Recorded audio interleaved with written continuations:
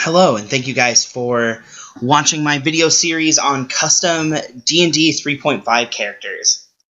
Now, for those of you that know me, you'll know that I'm active in an organization called Belagarth Medieval Combat Society, and through that, it's a form of LARP that focuses more on the combat capabilities than roleplay or characterization. But there's still a fair amount of characterization, and there's certain times when doing the roleplay stuff matters and will have an effect on what's going on. And I particularly like that aspect of the game, being a D&D player and an RPer in general.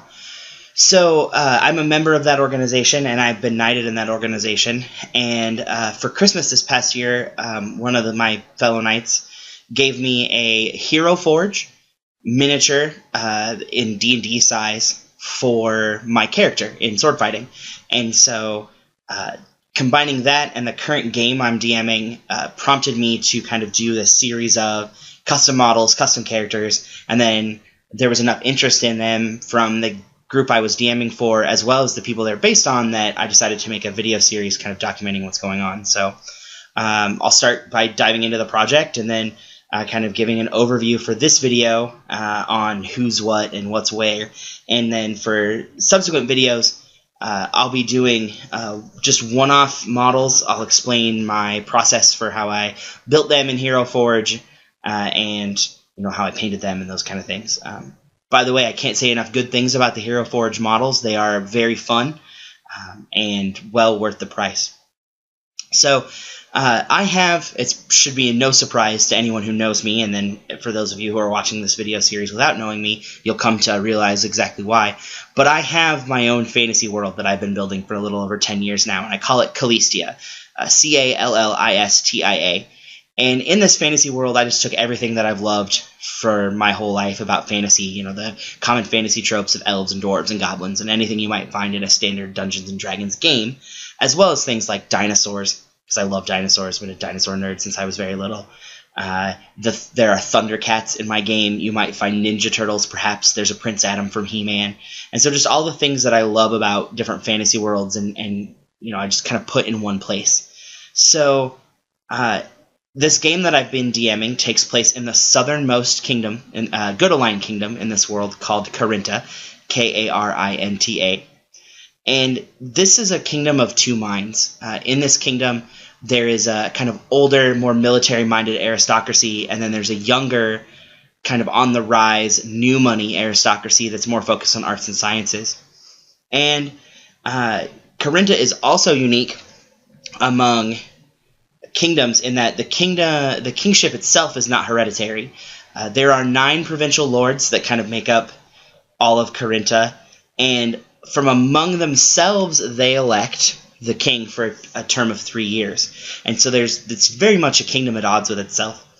And in the north, there is the capital city, which is actually not ruled by any of the 9 lords. It's just on its own, kind of as neutral ground, and it's called Cairn City. And inside the city, there is my fantasy world's largest bardic college. In fact, Cairn City's sole kind of economy and lifeblood all comes from around like the tourism, the shows, the music, that kind of stuff that comes in. So those who kind of live in the northern part of this country, who kind of get rich off of the business done in and around Cairn City, they're the new money aristocracy. In the south, the kingdom borders, which is probably one of my favorite fantasy creations, is a kingdom called Bonehammer, which is ruled by super intelligent monstrous races. Sometime in the history, a wizard messed around with a spell he shouldn't have and created super smart orcs, and they took over, and they've been breeding, and then they've been using that magic that they've been able to discover to make other races sentient. So gnolls and goblins and hobgoblins and everything from there have all of their monstrous strength and none of the weaknesses in a lowered intelligence bonus. So makes for some pretty tough fights. And so this southern part of the kingdom, obviously, with their borders being right next to some pretty serious bad guys, they are more military-minded, and the lords that occupy that space. And so my PCs started off as mercenary captains, or not mercenary captains, but they started off as military captains serving directly under a knightly lord who is in service to one of the provincial lords. And so this campaign has a very military structure to it, and each PC was required to take leadership, and so they all have their own company. They are all captains. So this game goes back and forth between managing a couple of PC or a PC and an NPC for themselves to managing 45, 50 people all at the same time, and so it gets pretty hairy. The big combats play out more like a game of Warhammer 40k or Warhammer Fantasy than they do a game of D&D, but it's still very fun and it fluctuates back and forth. So I have this kingdom, this world that they're in, and I used, kind of on a whim before I'd gotten the model, one of my fellow Knights of the Highlands from the Knightly Order from sword fighting as kind of the basis as the lord they were in service to.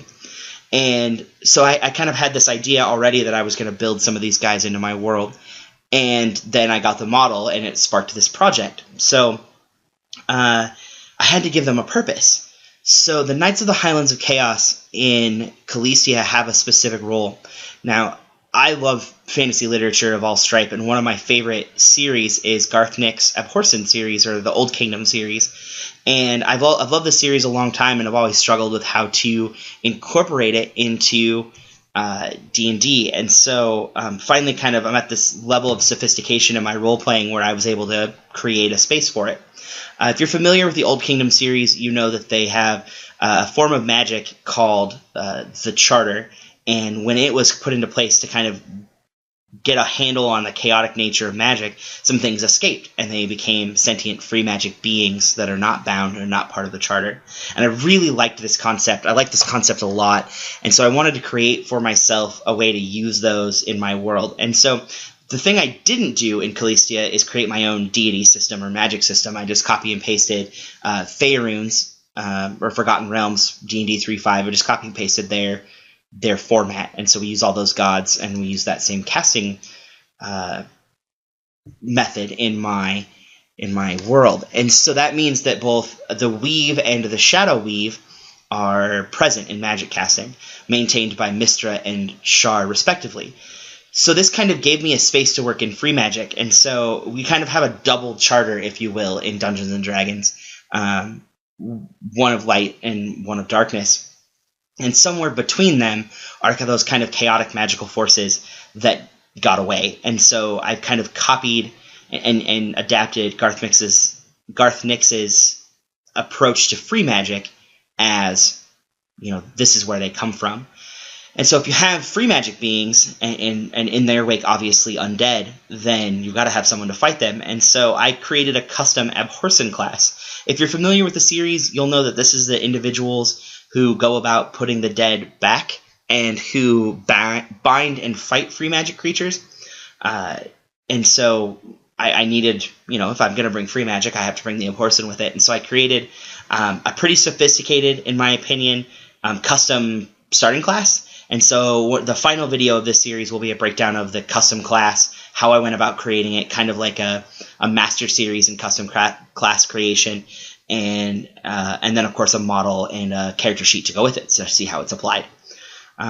So that gave me a purpose to put the Knights of the Highlands in Calesia. So they serve alongside the Abhorsen. Their specific goal is to fight undead and free magic creatures. And so I had to give them a base of operation. A Knightly Order's no good without a castle. And so then they have drawn from Belagarth inspiration the Ebonhold, or the Black Castle.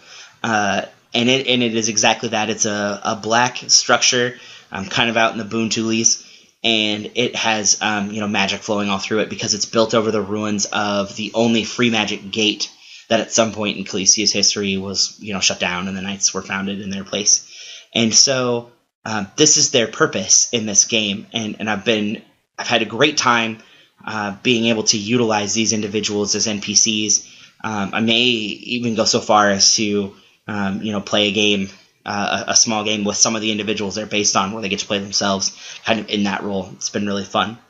So I kind of want to run down who the Knights of the Highlands are.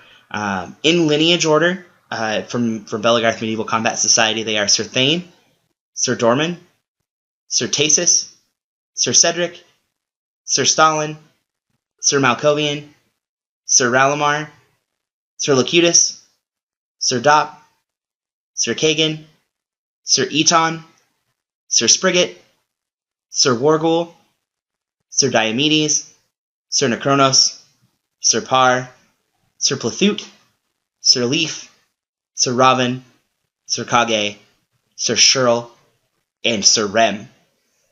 And so now that you have the pictures of the folks they're based on and kind of images in mind, when we dig into the individual series, I'll provide some more pictures of them and, of course, their models so you can draw the distinctions and kind of see the inspiration as we go through. So thank you very much for checking in and for watching this kind of first video, kind of the introduction to the project. I hope you check in for the rest of the series. And as always, you're free to use this content in your 3.5 games if you want to bring, if you're a Belegarth fighter and you want to bring some people you know into your game, or if you just need like a generic nightly order to come in and be an NPC group. This is all going to be great information. In videos to come, we'll continue to further define the Knights of the Highlands purpose, the members. I may go so far as to define like how, if you wanted to incorporate them into if you're not a Belegarth fighter or you're not playing any of those things, how you might incorporate them into a generic Greyhawk or Faerun world to make them a playable or joinable group, an affiliation, I believe is what D&D calls it. So keep checking in. I'm hoping to have a video a couple of weeks until they're done.